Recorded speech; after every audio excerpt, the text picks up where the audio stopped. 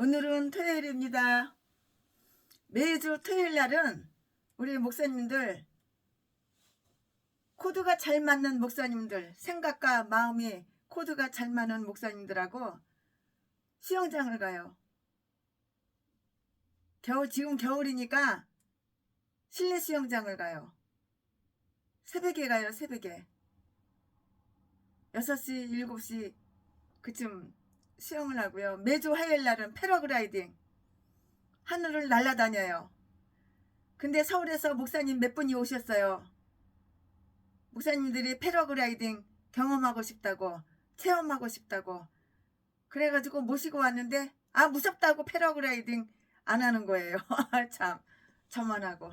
근데 패러글라이딩 복장은 다 똑같아요. 모자도 다 똑같고 장갑도 다 똑같아요. 그러니까 매번 동영상을 찍을 필요는 없어요. 다 똑같으니까. 복장이 똑같아요. 다 똑같으니까 그냥 하늘만 날리는 거예요. 그냥 그 자리에서 그 하늘만 그냥 날아다니는 거예요. 근데 겁먹지 마세요. 패러글라이딩 하나도 안 무서워요. 무섭다고 생각하니까는 막 무섭다고 그냥 그러지. 하늘 날아보세요. 새가 돼서 하늘을 날아보세요. 그런 경험도 한번 해봐야죠. 네, 오늘은 민수기 9장 강해 설교하는 날입니다.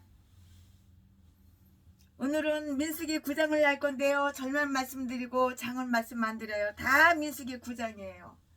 네, 오늘 민수기 9장의 내용은 다음과 같아요. 그러면 그 다음과 같은 내용이 무엇이냐? 거기에 대해서 또 말씀을 드릴 건데요.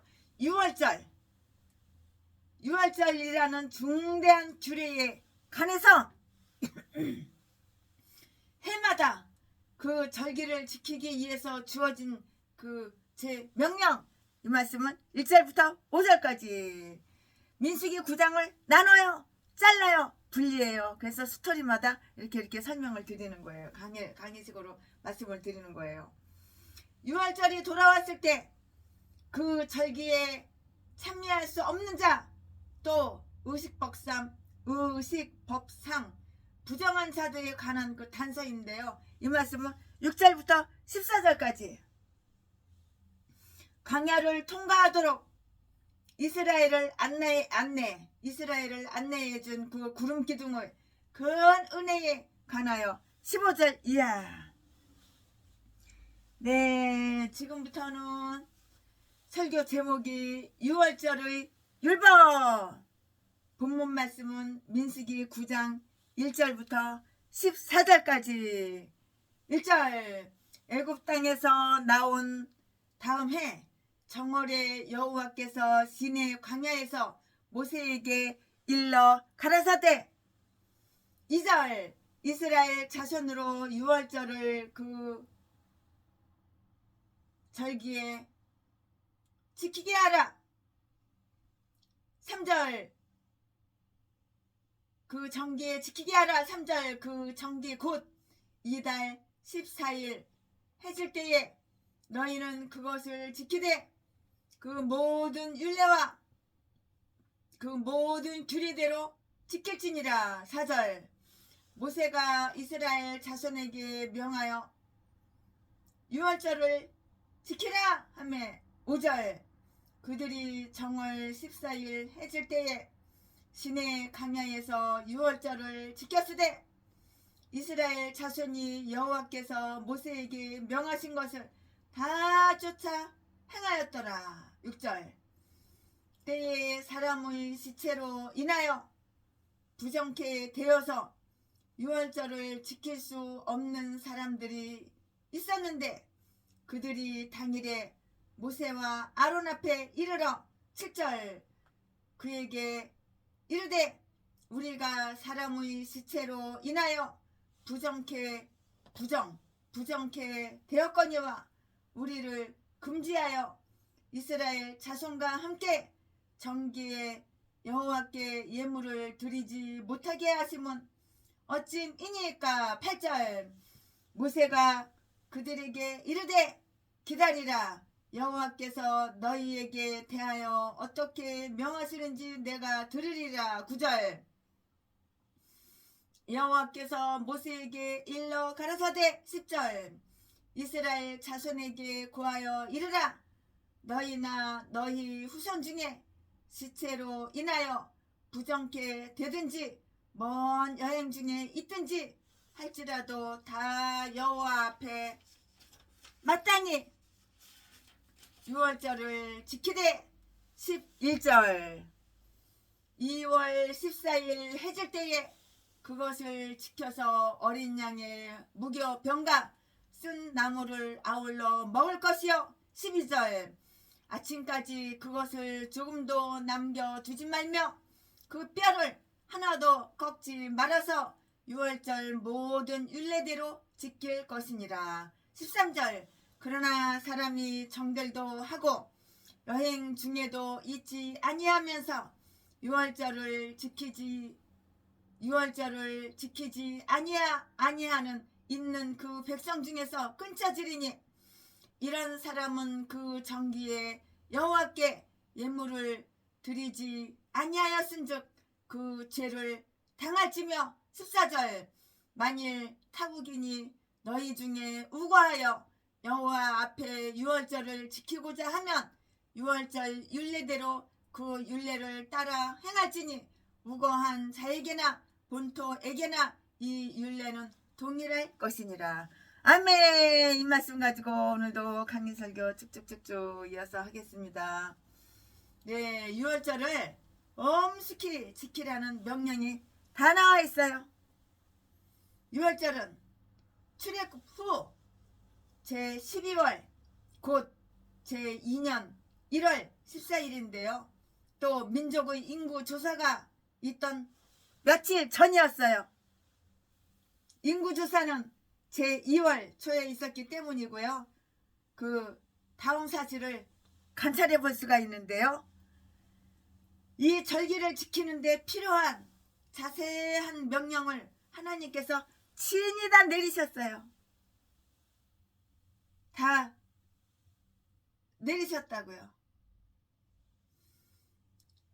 그렇지 않았더라면 이스라엘 백성은 그 절기를 지키려고 하지 않았을 것이다. 그렇게 개인적으로 최순애 목사는 그렇게 생각이 들어요. 이 규례를 처음으로 제정할 때는 그들이 약속의 땅에 들어가게 출애굽기 12장 25절 말씀에 되었을 때 지키라고 했었기 때문이고요. 또한 추측컨대 이번 유월절을 지낸 후에는 가나안에 들어가기까지는 다시 유월절을 지키지 않았던 것 같은데요. 여호수아 5장 10절 말씀에 이러한 사실을 보면 마침내는 의식적인 제도는 마침내 폐기된다는 것을 알 수가 있어요. 의식적 제도 중 어떤 것들은 세워진 지 얼마 안 되어서부터도 수년간이나 그대로 방치해 두었던 것인데요. 주의 만찬이라는 규례, 이것은 유월절을 대신한 것인데요. 이 규례는 그런 식으로 도중에 중단되거나 초대 기독교 시기에도 무시당하거나 하지를 않았어요. 비록 초대교회의 상황이 광야에서 이스라엘 생활보다 더 어렵고 곤란했지만 말인데요. 오히려 밖에 시절에는 주님의 주의 만찬이 그 후기보다 더 번번이 더 후기보다 더 베풀어졌다고요. 더 베풀어졌다고요. 광야의 이스라엘 사람들은 출애굽을 잊을 수 없었을 것이고요. 그들이 당면한 현실이 늘 그날의 일을 추억하게 해 주었을 것인데요. 그러나 그들이 가나안에 들어서자 위험은 아주 더 커졌어요.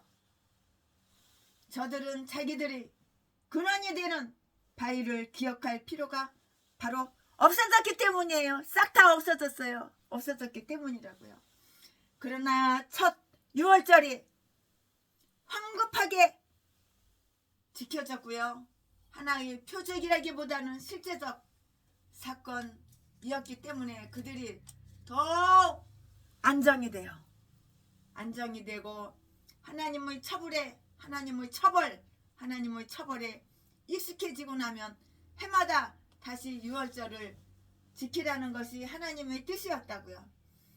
그것은 그래야 그들의 자녀들이 그 후에도 유월절을 잘 이해하고 기억할 수 있기 때문이에요. 칼빈은 오늘 본문의 말씀은 그들이 당시에 유월절을 지키라는 명령이었고요. 따라서 그들이 바로 얼마 전에 받은 그 하나님의 제도를 다시금 상기시켜 주어야 했다는 것은 그들이 방심했다는 증거로 이렇게 풀이했어요. 모세는 자기가 받은 제 명령을 진실하게 백성들에게 이렇게 전달했는데요. 4절 말씀에 이와 같이 바울도 복음의 유월절에 관하여 주께로부터 받은 것을 교회에 그대로 전달했어요. 고린도전서 11장 23절에 치리자들은 좋은 자들이 되어야 하고요. 사역자들은 선이 무엇인지를 기억하도록 사람들의 마음을 독려해야 한다는 것을 우리는 깨닫고 알고 명심해야 하는 것이에요.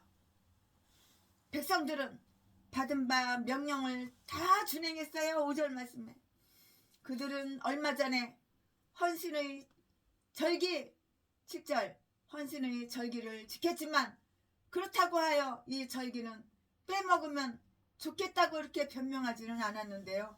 특별한 일이라 하여 일상적인 일을 다 그만두고서 해서는 안 되는 것이에요. 일상적인 일 다 팽개쳐 그러면 안 되는 것이라고요. 그들은 광야에서도 유월절을 지켰어요. 우리의 형편이 아무리 고독하고 불안정되었다 해도 기회가 있는 대로 거룩한 규례를 통해서 하나님께서 참여하여야 하는 것이에요. 그러는 중에 우리는 가장 좋은 교제와 위안을 찾게 되기 때문인데요. 하나님은 이스라엘에게는 광야에서 식량이 떨어지지 않았던 것이라고요. 가나안에서 식량이 떨어지지 않았던 것이라고요. 유월절 제물을 먹을 때 부정결한 자들이 지켜야 할 지시가 내려졌고요. 유월절 율법은 이스라엘인 모두가 그 제물을 먹어야 된다고 이렇게 했는데요.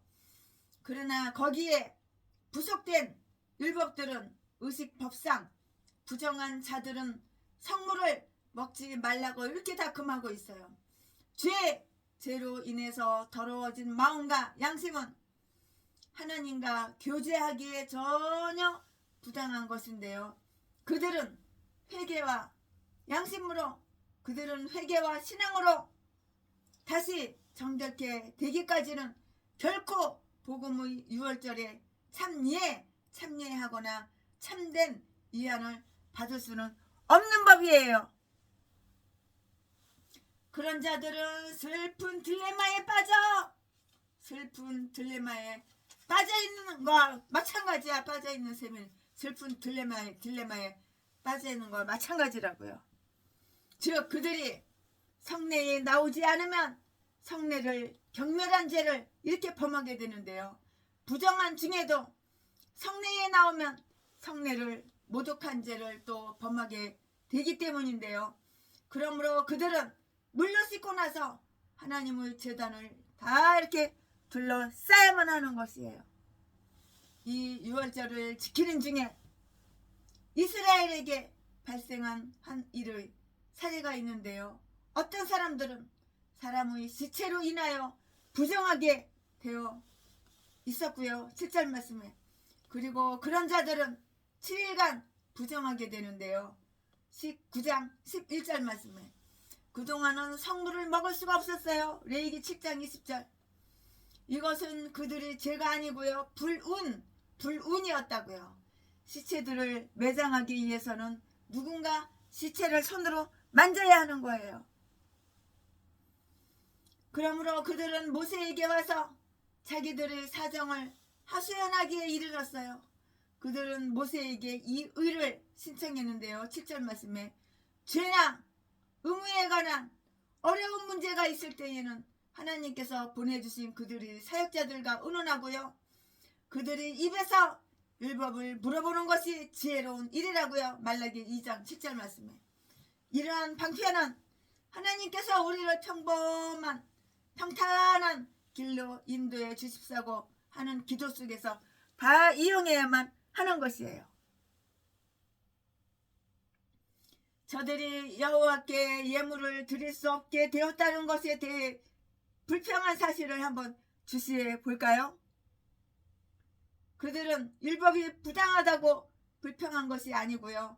그들이 유월절 때문에 예물을 드릴 수 없게 되었다는 그 사실을 아주 슬퍼한 것이라고요. 어떤 대응책이 마련되기를 바란 것이고요.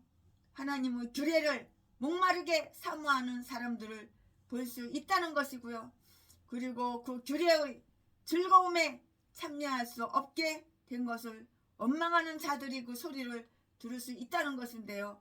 그것은 정말 아주 아름다운 일이지만 안식일의 제전이나 상례전에 어떤 이유로든 예물을 드릴 수 없게 된다면 그것은 필경 우리에게는 하나의 공경이라고요. 공경.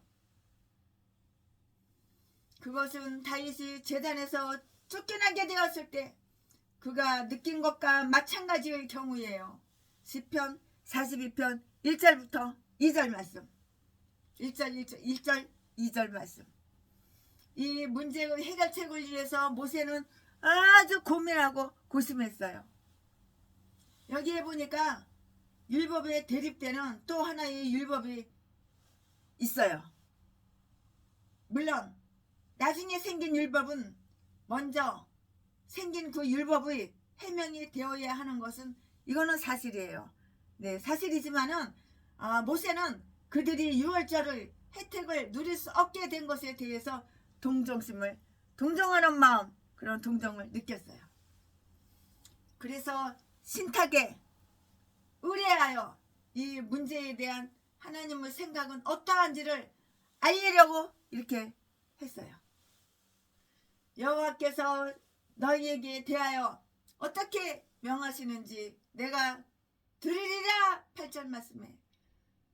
네, 이 목사님들은 양심의 문제를 해결함에 있어서 모범을 여기에서 배워야 하는데요. 착한 양심, 선한 양심이 있어야 된다고. 악한 양심, 독사, 전라도 진도 박씨들, 개목사, 개잡년들, 개잡새끼들 사기나 치고 도둑질이나 하고 강도질이나 하고 사람들에서 돈이나 뺏고 갑질이나 해대고 이런 똥개 목사들, 이건 양심이 없는 새끼야. 그러면서 아주 카톡에다가는 선한 열매를 맺고 개소리하고 자빠졌네. 내가 너하고 6년 동안 같이 살았지만 걔 잡새끼야, 선한 열매 맺은 것 단 한 번도 본 적이 없어. 악한 열매만 맺었지. 아주 그냥 말은 그럴듯하게 좋은 말, 착한 말, 선한 말, 거룩한 말 다 써먹어. 설교할 때도 좋은 말, 거룩한 말, 이쁜 말은 다 써먹어. 진리의 말씀 다 써먹어. 그러나 지하가리로 지가 설교한 거 만 가지 말 중에서 한 가지도 지킨 걸 본 적이 없어. 독사, 악질, 악마, 도둑질이나 하고 강도질이나 하고 남들보다 쌍판대기 좀 반반하고 키 좀 크다고 그거 가지고 자지나 팔아서 처먹고 살고 매춘이나 해서 처먹고 살고 강도질 도둑질이나 하고 아가리만 벌리면 사기치고 속이고 콧구멍에 숨 쉬는 거 빼는 거 다 거짓말이야. 양심이 없는 개 잡새끼. 이 개 싼 것들이 다 전라도야. 전라도는 왜 이렇게 다 똥개 쓰레기들만 있는지 몰라. 이 개 싼 것들이 다 목사래. 목사 같은 개소리하고 자빠졌네. 너도 하나님을 안 믿는데 목사냐 네가? 회개하라 그러면 나는 회개할 거 하나도 없어. 나는 예수님과 하나님보다 더 나는 내 인생 깨끗하게 살았어. 얘라이 아가를 칵 찢어버려. 개잡새끼 그냥. 중학교 1학년 때부터 초등학교 6학년 때부터 반아이들 학교 진도에 그 아이들 다 빈집에 내리고 다니면서 다 임신시켜놓고 다 따먹고 개잡새끼가 교도소 갔다가 수십 번은 들락날락거리는 새끼가 죄가 없고 회개할 게 하나도 없어? 아가리만 보이면 다 사기야 사기. 오직 하면 최순애가 이 쓰레기 새끼를 갖다 버렸겠어. 근데 어떤 미친 여자가, 이 불쌍한 여자가 이 쓰레기 새끼를 주워가지고 결혼식까지 올렸고 혼인신고까지 해가지고 지금 이혼하고 있어. 이혼 중이야. 내가 목사면은 양심이 올바라야 되는 거야. 양심이 올바라야 되는 거야. 내가 목사면은 양심이 선해. 악한 생각을 버리고 선한 생각으로 양심이 올바라야 되는 거야.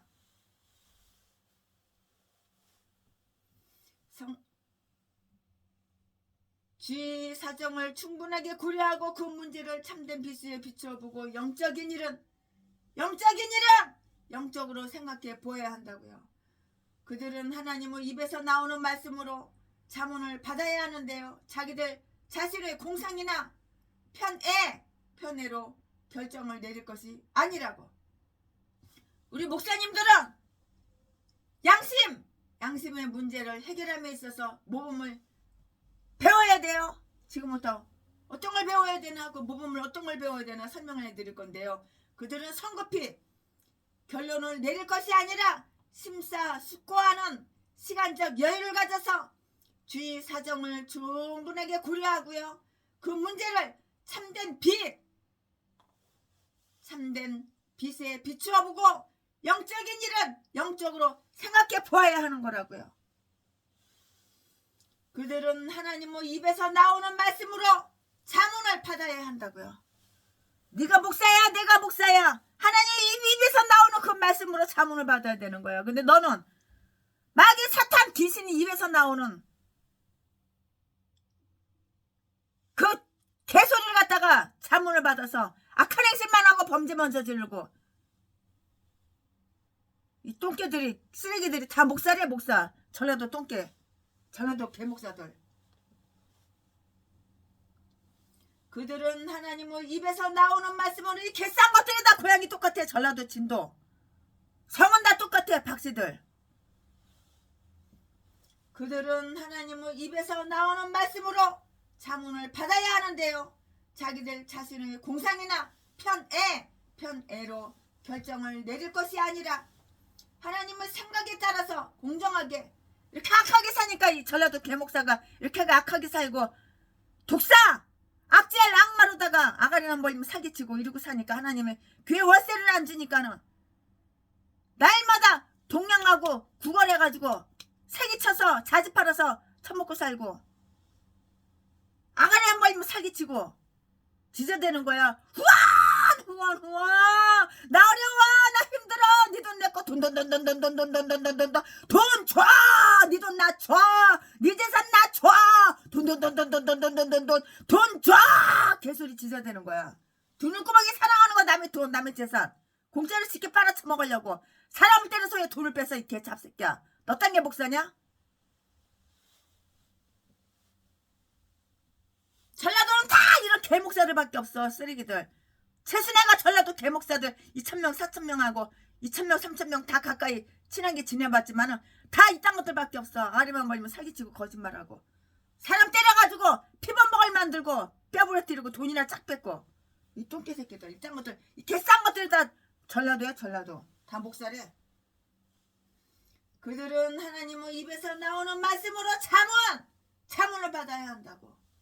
전라도 똥개 쓰레기 새끼들은, 개 잡새끼들은, 개 잡새끼 개 잡년들은 악한 마귀 사탄이 대가리 속에 생각 넣어주면 그대로 범죄 저지르고, 목사가 무슨 도둑질을 했겠어? 아가리 모이면 사기치고 거짓말하고, 아가리 모이면 다 사기고 거짓말이야. 이 개 싼 것도 목자래. 목사. 그들은 하나님의 입에서 나오는 말씀으로 자문을 받아야 하는데요. 자기들 자신의 공상이나 편애로 결정을 내릴 것이 아니고요. 하나님의 생각, 여호와 하나님의 생각에 따라서 공정하게, 공정하게, 그리고 자기들의 실력을 최대로 발휘하여 결단해야만 한다고요. 우리들에게 모세에게서와 같은 그런 신탁이 없는데요.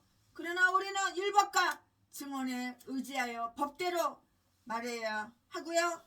어려운 문제에 부딪혔을 때 하나님 앞에 그 자세한 사정을 아랜다면 우리를 모든 진리로 인도하시기로 약속하신 성령께서 우리를 인도하사 우리도 남을 선하고 의로운 길로 지도할 수 있으리라는 그 희망을 능히 가질 수가 있는 것이라고요.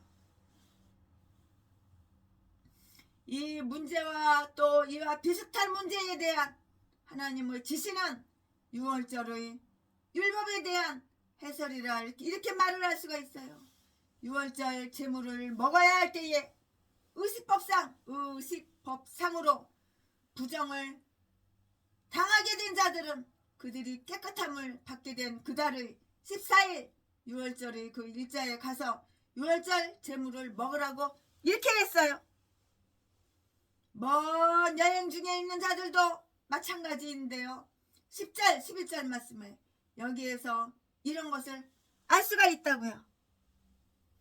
엄숙한 규례를 통해서 하나님께 참내하는 자에게는 정결함과 평온함이 정결함과 평온함이 절대적으로 필요하다고요. 잠시 의무의 지연을 용서받을 수 있는 자들이라도 그 의무를 송두리째 빼먹는 일은 결코 용서될 수가 없는 것이에요. 자기의 형제와 불화한 자들은 제물을 제단에 두고요 돌아가서 먼저 형제와 화해를 해야 하는 거예요. 그러나 그것이 성공하든 성공 못하든 형제에게 가서 자기의 소임을 다한 자는 반드시 그 후에 다시 와서 자기의 예물을 바쳐야 한다고요. 마태복음 5장 23절 24절 말씀에 이러한 제2차적인 6월절은 1차 6월절과 똑같은 날짜에 지켜야만 되는 것이에요. 그것은 6월절이란 규례는 월중 그날에 있었던 그들의 해방을 기념하는 것이기 때문인데요. 히스기야 시대에 가서는 온 회중이 제2월 14일에 이러한 제2차 6월절을 지켰다는 기록을 볼 수도 있어요. 역대하 30장 15절 말씀에 이것은 그때 6월절 제물을 먹을 수 없다는 어떤 부정한 자들에게 기회를 준 것이라고 이렇게 볼 수는 있어요. 일반적인 6월절을 제1월달에 지켰다면 부정한 자들은 제2월달까지 연기해야 했을 것이고요. 그러나 그렇다고 하여 제2월에 지키는 자들이 제3월에 제물을 먹든가 아주 안 먹어도 된다고 하는 주장은 있을 수가 없어요. 또 그들이 성소의 결례대로 정결하지는 않더라도 이렇게 허락되었는데요. 역대하 30장 19절 20절 말씀에 6월절이 2월달에 지켜질 때에도 모든 의식과 예식은 빠짐없이 진행되어야 한다고요. 12절 말씀에 시간이 연기되었다고 해서 그 절기 제전의 일부가 빠져도 된다고는 생각지 않았어요. 우리가 원하는 만큼 할 수 없을 때라도 우리는 최선을 다해서 하나님 예배를 드려야 하고요. 이러한 허용 규정이 결코 6월절을 지정된 기일 내에 지키지 않아도 된다는 태만을 지지해 주는 것은 이것은 아니에요. 13절 말씀에 지정된 시기에 6월절 제물을 먹을 수 없는 때가 아닌데도 이 율법이 마치 마음대로 해도 좋다는 그 자유를 허락하듯이 생각하여 먹지 아니하면 그는 하나님을 아주 모욕한 것이에요. 그것은 하나님을 모욕한 것이라고요. 또 하나님의 인자하심을 무례하게 악용한 것이라고요. 그럼 분명히 죄를 짓는 거라고. 이것은 분명히 죄를 짓는 것이라고. 그 백성에게서 끊쳐지는 거예요. 다 끊쳐지는 거야. 본의 아니게 하나님의 규례에 빠져야 되는 자들은 하나님의 은혜를 기대할 수가 있는데요. 그러나 스스로 불참하는 자들은 당연히 그 죄에 대한 하나님의 진노를 각오해야 한다는 것을 우리는 깨닫고 명심해야 되는 거예요. 명심하자고요. 자신을 속이지 말라. 네 자신을, 네가 너를, 네 자신을 네가 속이지 말라. 네 자신을 속이지 말라. 하나님은 만홀히 여김을 받지 아니하시느니라. 자신을 속이지 말라. 하나님은 만홀히 여김을 받지 아니하느니라. 네, 외국인들에 대한 상처가 있었는데요. 14절 말씀에 이스라엘 사람들과 함께 유월절 잔치에 참여하고픈 외국 사람들은 반드시 개종을 하여서 할례를 받아야만 한 것이에요.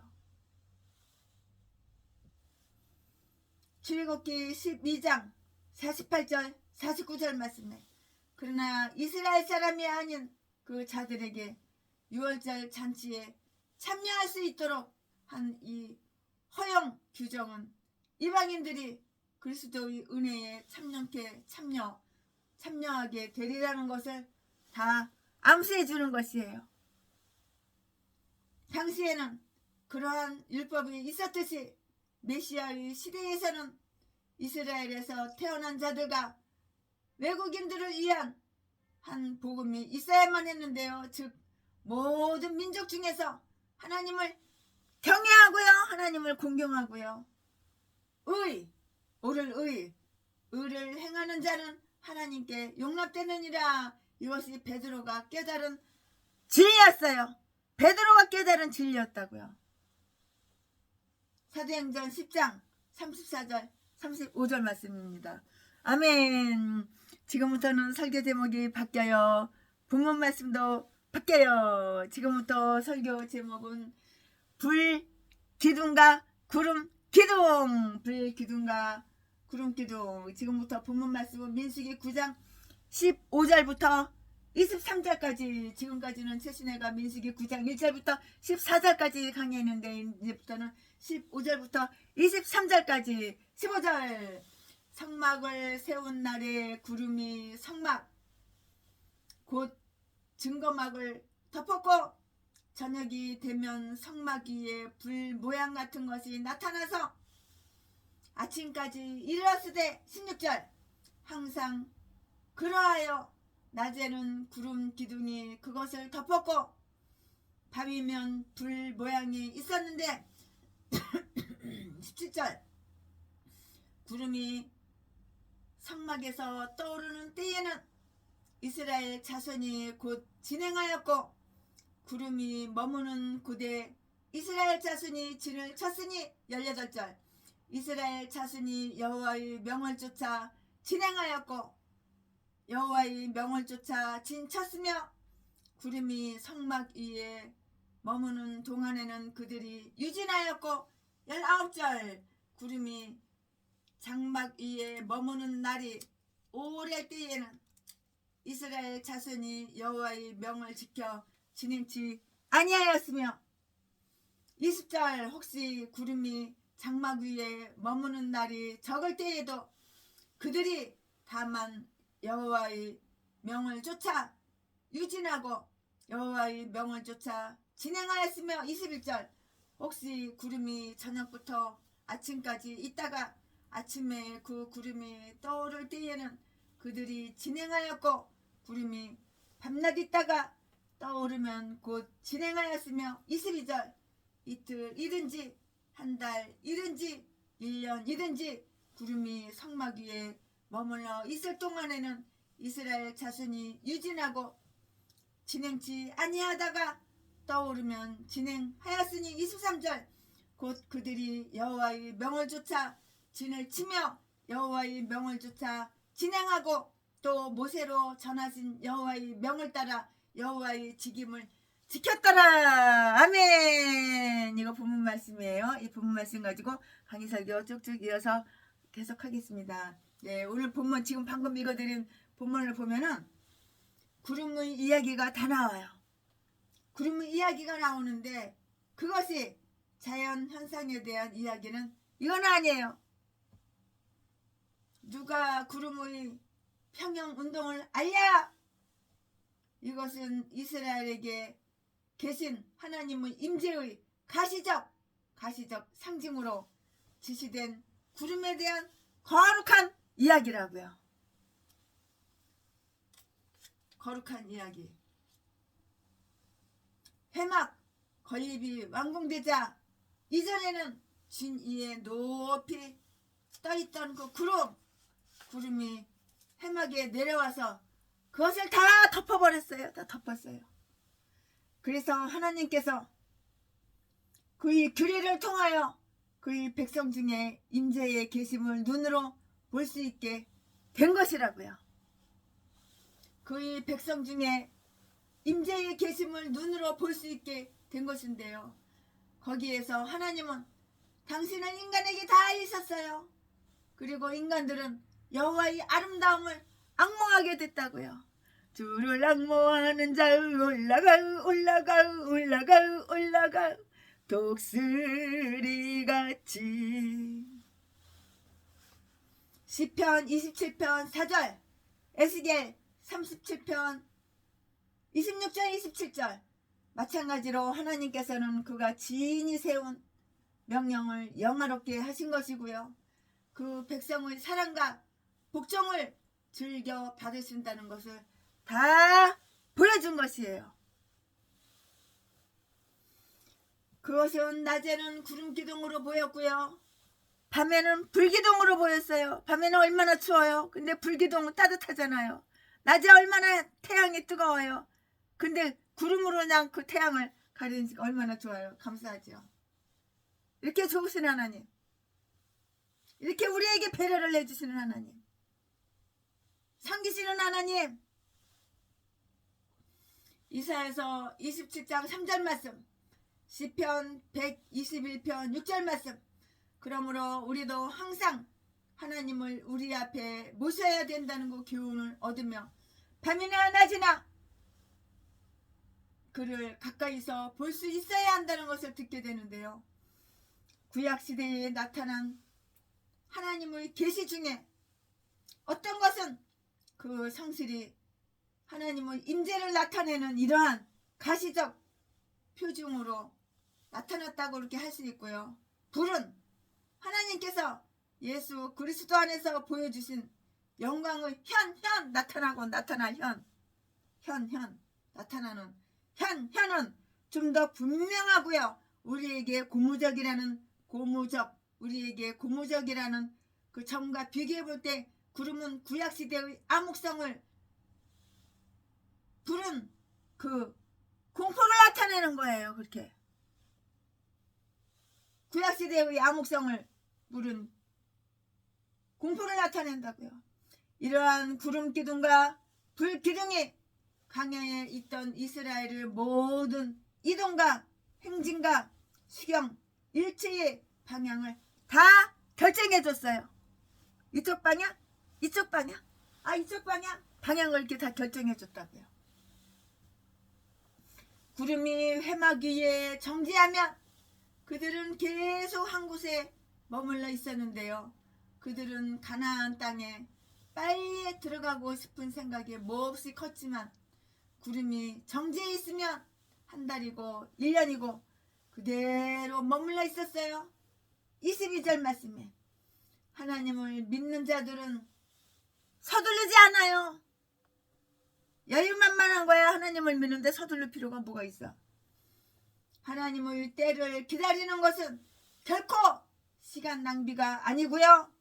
우리가 소명받은 일을 해야 할지라도 하나님의 뜻이 조용히 기다리고 있기를 바랄 때에는 또한 그렇게 하는 것도 하나님의 뜻에 대한 복종의 행위로서 다 여겨질 것이라고요. 구름이 올라가면, 구름이 올라가면은 구름이 쪽으로 확 올라가. 구름이 올라가면 그들이 수경지가 아무리 편안할지라도 이동을 했어요. 이동할 수밖에 없잖아요. 17절 말씀에 밤이고 낮이고 밤이고 밤이고 낮이고 구름이 움직일 때는 그들도 지체하지 아니했는데요. 21절 말씀에 아마 구름이 움직이거나 안 움직이거나 보기 위해서 몇 사람의 보초병이 있었을 것이고요. 구름이 움직이기 시작하면 즉시 알려야 했을 것이고요. 이것이 여호와의 명을 쫓는 것이었고요. 그들은 이렇듯 경계를 서 있었고요. 이동과 휴식의 시간이 고정되어 있었던 것이 아니었기 때문에 경보만 나면 즉시 행진할 준비를 늘 갖추고 있었다고요. 마찬가지 그 이후로 우리는 이 장막집이 언제 무너질지는 아무도 몰라요. 이거 장막집이야. 내 몸이 언제 무너질지, 내가 오늘 죽을지, 1초 있다 죽을지, 1년 있다 죽을지, 10년 있다 죽을지, 이 장막집이 언제 무너질지 나는 몰라. 하나님만 아시는 거야. 우리는 이 장막집이 언제 무너질지 모른다는 경각심을 가지고 있어서 주님의 계명을 따라서 떠나갈 준비를 해야 되는 거야. 떠날 준비를 갖추고 있어야 하는 거야. 떠날 준비를 갖추고 있어야 하는 거야. 그러니까 최순애도 떠날 준비하려고 건축 건물 7개 여기저기 대한민국에 있는 건물 7개 팔아니까는 200억에 가까운 돈 여러분들한테 2억씩 개척은 하고 싶어. 돈이 없어. 이런 분들만 신청하신 분들, 신청하지 않은 분들은 안 드렸고, 신청하신 분들은 다 드렸어. 신청하라고 최순애가 2달을 갖다가 이렇게 떠들었어.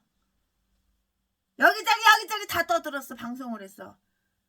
그래 신청하는 분들은 2억씩 개척자금 다 나눠줬지만 신청을 안 한 분들은 개척자금을 못 받은 거야.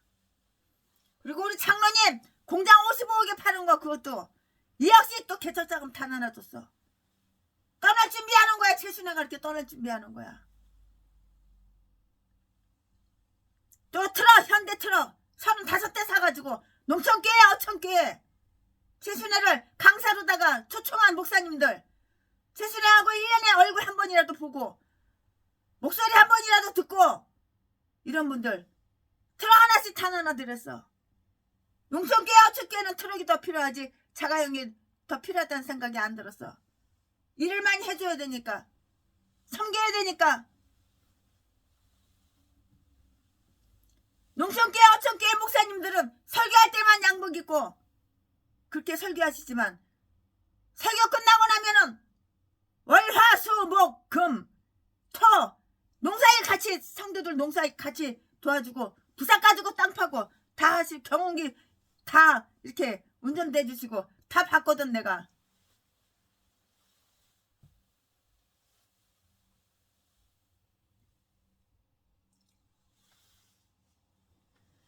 구름이 옮겨가면 그들이 수경지가 아무리 편안하더라도 이동했다고요. 구름이 움직이기 시작하면 즉시 알려야 했고요. 이것이 여호와의 명령을 쫓는 것이었다고요. 그들은 이렇게 경계를 서 있고요. 이동과 휴식의 시간이 고정되어 있었던 것이 아니기 때문에 경보만 나면 즉시 행진할 준비를 늘 갖추고 있었고요. 마찬가지로 우리는 이 장막집이 우리 몸뚱아리 이거 우리 장막집이 언제 무너질지 모른다는 경각심을 가지고 있어서 주님의 계명에 따라서 떠날 준비를 해야 되는 거야. 천국으로 이사갈 준비를 해야 되는 거야. 이 세상의 통장에 수천억이 있으면 조가 있으면 뭐해? 너 뒤지면은 가지고 가, 못 가져가. 천국에다 심어야 되는 거야. 천국에다가 떠날 준비를 해야 되는 거야.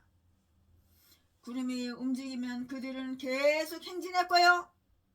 구름이 머무는 곳에 가서야 다시 진을 치고요. 그 구름 밑에다가 하나님의 장막을 쳤다고요. 17절 말씀에. 하나님이 떠나셨는데도 머물러 있는 것은 좋지 못하고요. 하나님께서 우리 앞에 가시는 것을 볼 때는 안전하고 즐겁게 갈 수가 있고요. 하나님이 머물면 우리도 흔쾌히 머물 수가 있는 것이에요. 내가 목사야 하나님은 닮아야지 누굴 닮아? 하나님이 하시는 대로 해야지 누굴 닮아? 네, 오늘 이 본문 말씀 속에는 이 사실이 여러 번 다 반복되어 있는데요.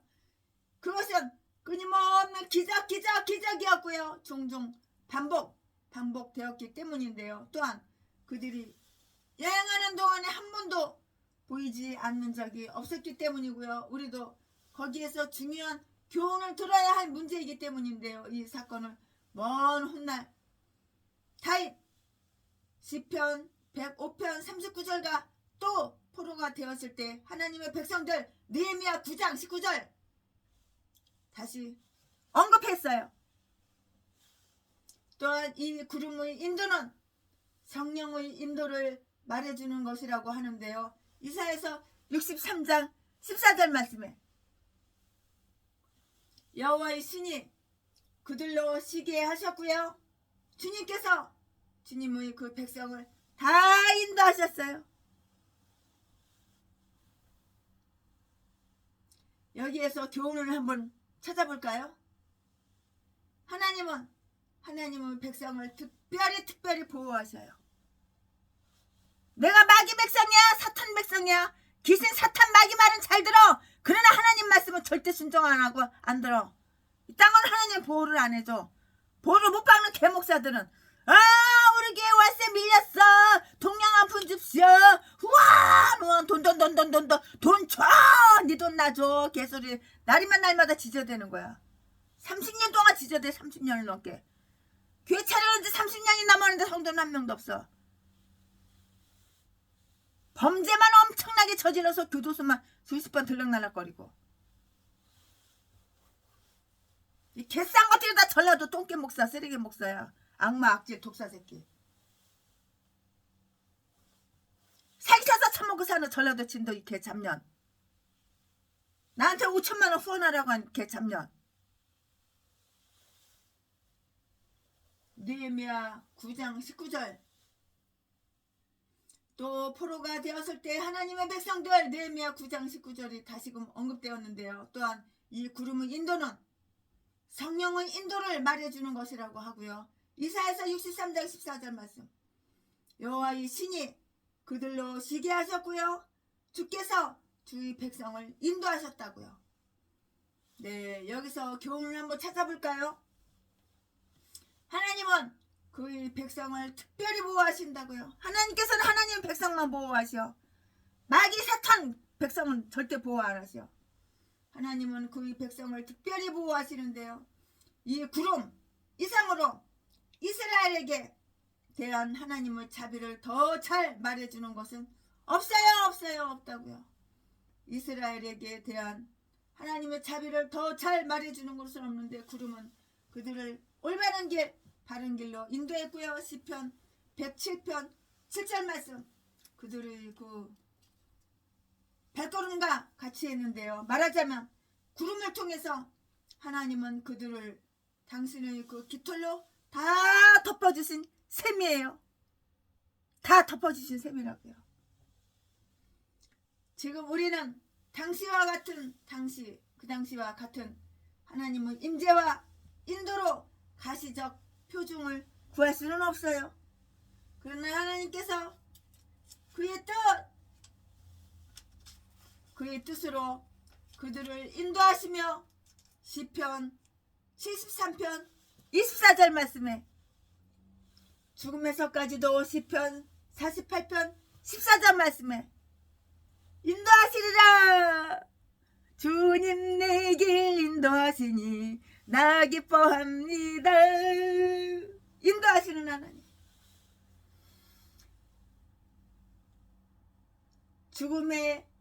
죽음에서까지도 시편 48편 14절 인도하시리라는 그 약속은 모든 영적 이스라엘에게 분명한 것이고요. 그리고 하나님의 모든 자녀들은 여호와의 영으로 인도하심을 받는다고 로마서 8장 14절 말씀에 그는 모든 행실로 그를 아는 자들의 발걸음을 인도하시는데요. 잠언 3장 말씀에 하나님의 섭리는 그들의 모든 일을 잘 알고 있어서 언제나 그들을 최상으로 인도해 주신다고.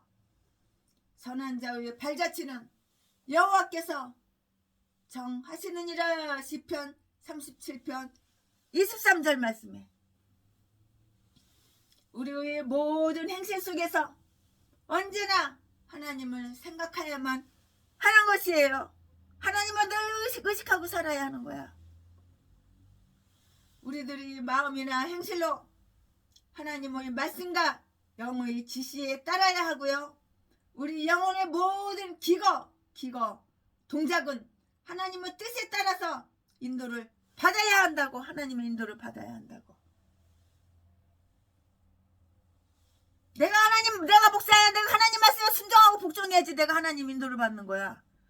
너 전라도 개목사 똥개 쓰레기 자지 팔아서 처먹고 사는 매춤 제비목사 새끼를 사탄 마귀 귀신 말에 순종을 잘하니까는 사탄 마귀 귀신이 대가리 생각 넣어주는 대로 그대로 사탄 마귀 인도 따라서 사니까 날마다 강도질하고 도둑질하고 사람이나 때려서 돈 뜯어서 처먹고 살고 배때기나 채우고 사치하고 낭비하고.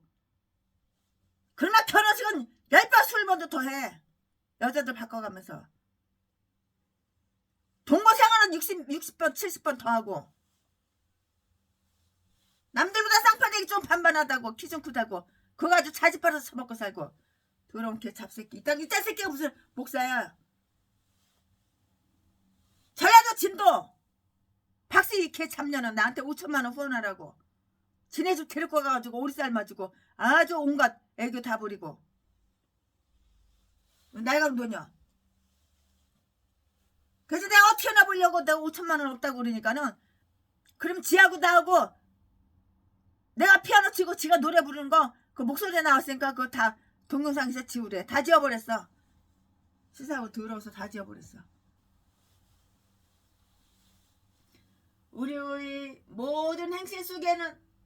우리의 모든 행실 속에서 언제나 하나님을 생각해야만 하는데요. 그래야지 이게 목사야. 우리들이 마음이나 행실로 하나님의 말씀과 영의 지시에 따라야 한다고요. 우리 영혼의 모든 기거 동작은 하나님의 뜻에 따라서 인도받아야 하는데요. 우리의 심령은 늘 주님의 계명대로 이렇게 움직이고 서야 한다고요. 우리들의 모든 일상 생활 속에서도 하나님의 섭리를 추종하며 항상 우리 자신을 섭리의 정하심에 맞추어서 어떤 경우에나 우리의 마음을 우리의 형편에 따라서 세워야 하는 것이고요. 이스라엘 백성에게 구름의 인도가 있었으므로 그들에게 있을 수 있었던 많은 공경과 논쟁을 피하게 해준 것이에요. 즉 그들이 언제 어디로 행진할 것인가를 하는 그 의견 대립의 기회를 주지 않았던 것인데요. 또한 그들이 갈 곳에 미리 정보를 입수하려고 정탐꾼을 보내든가 길을 안내할 개척자 또 식영지 탐색을 위한 작업 등이 불필요했었다고요. 구름 기둥이 이 모든 일을 맡아 해주었어요. 이와 같이 신앙으로 자기들이 모든 일을 주께 맡기는 자들은 물론 은총의 방편을 지혜롭게 활용해야 할 그 의무가 있지만 좋은 기대를 가질 수가 있는 것이에요. 아버지여, 당신의 뜻이 이루어지게 하옵소서. 당신이 원하시는 대로 내 마음을 움직이소서. 하나님 아버지여, 하나님 아버지 뜻대로 하나님 아버지 마음이 드시는 대로 내 마음을 움직여 주시옵소서. 내가 여기 있나이다. 날마다 이 기도는 드려야 되죠. 하나님께서 원하시는 대로 내 마음을 움직이셔서 내가 여기 있나이다. 끊임없이 내 하나님을 기다려오며 주님의 계명대로 가고 서겠나이다. 하나님의 뜻이 무엇이든지 나로 오직 하나님의 뜻을 따르며 항상 하나님의 본분을 지키게 하여 주시옵소서. 이 기도는 날마다 하루도 안 빼놓고 이렇게 기도를 해야 하는 거예요. 아멘. 민수기 9장 준비한 것은 여기까지가 끝입니다. 최순애 목사가 민수기 9장 강해 설교 준비한 것은 여기까지가 끝입니다. 이에 계신 나의 친구 그의 사랑 지극하다 이는 예수 그리스도 나의 구주 나의 친구 사랑하는 나의 친구 늘 가까이 계시도다 그의 사랑 놀랍도다 변함없는 나의 친구 나를 위해 죽으시고 나를 구원하셨으니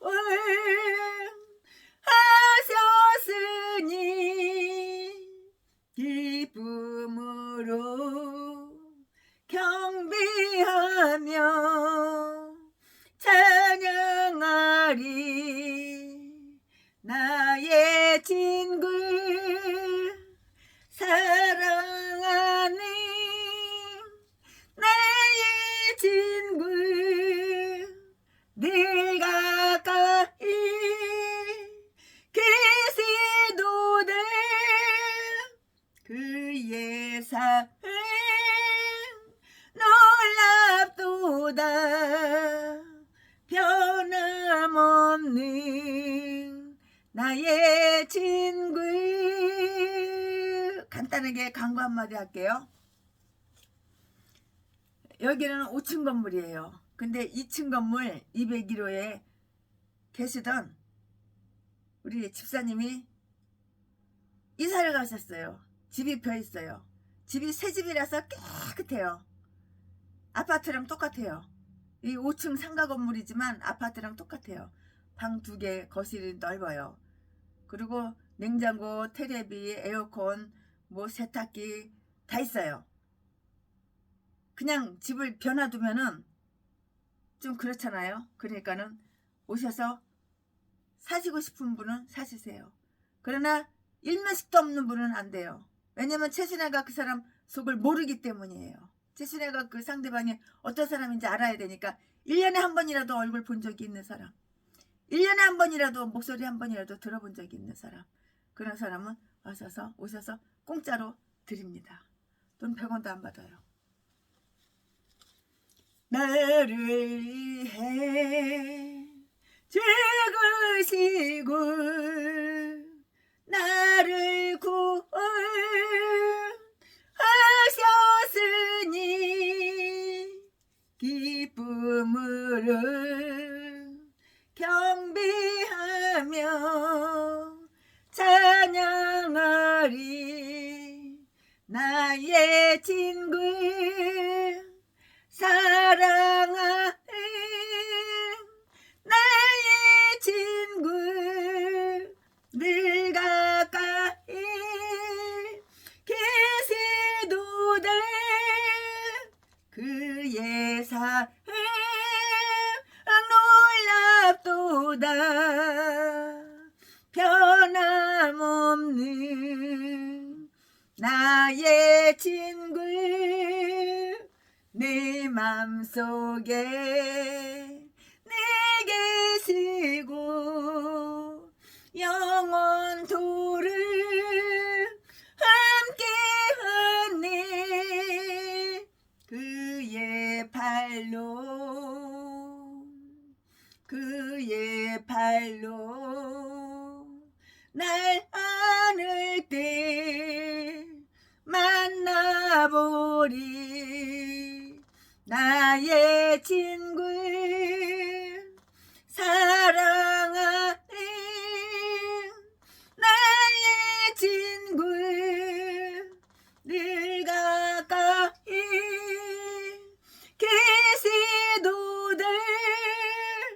그의 사랑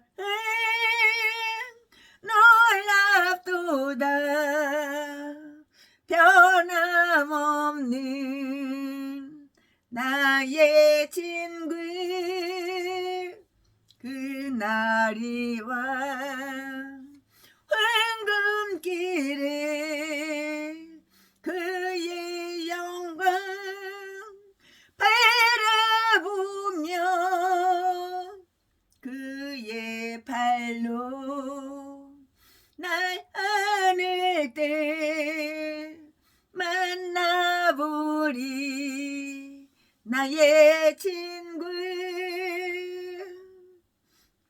사랑하는 내 친구 늘 가까이 계시도다. 그의 사랑 놀랍도다. 변함없는 나의 친구 아멘 아멘.